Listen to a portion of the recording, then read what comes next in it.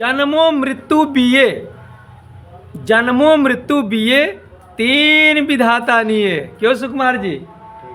ठीक है, जन्मों मृत्यु बिये, तीन विधाता के हाथ में है।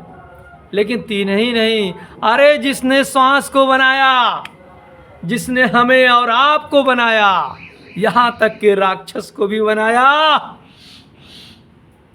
उस विधाता को भी जिसने बनाया, उस महामाया आदि शक्ति की पूजा करिए, उनके शरण में जाइए। एक साधे सब सधे, माँ आदि शक्ति का पूजा किया जाए तो कोई छूटता नहीं है।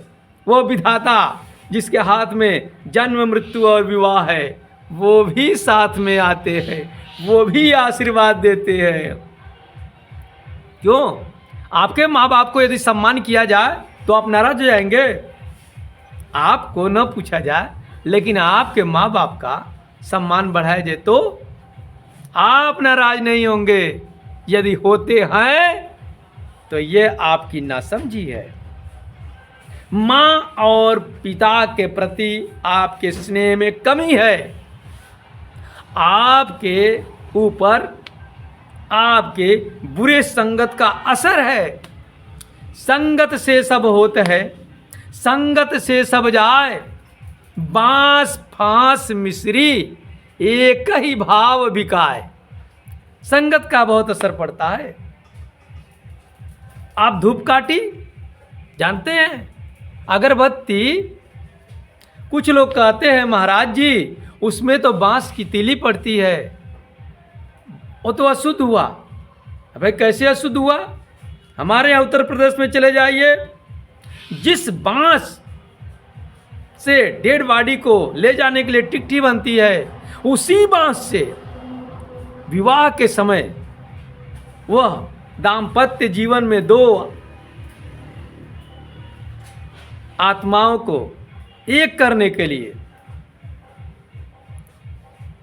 माड़ो बनता है।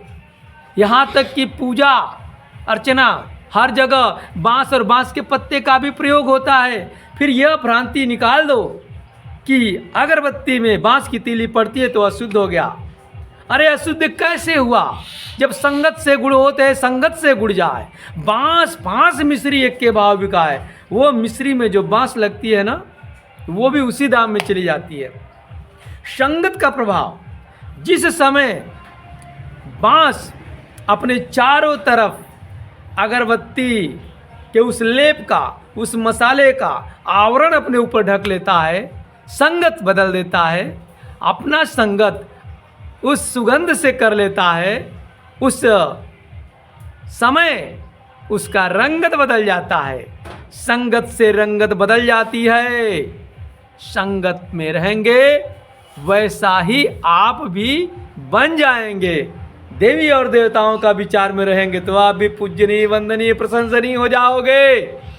और राक्षसों जैसा व्यवहार करोगे तो आप भी रावण, महिषासुर, दुर्योधन इत्यादि के श्रेणी में आओगे। रंगत बदलिए, और ये तभी संभव है जब आप संगत अच्छे करेंगे।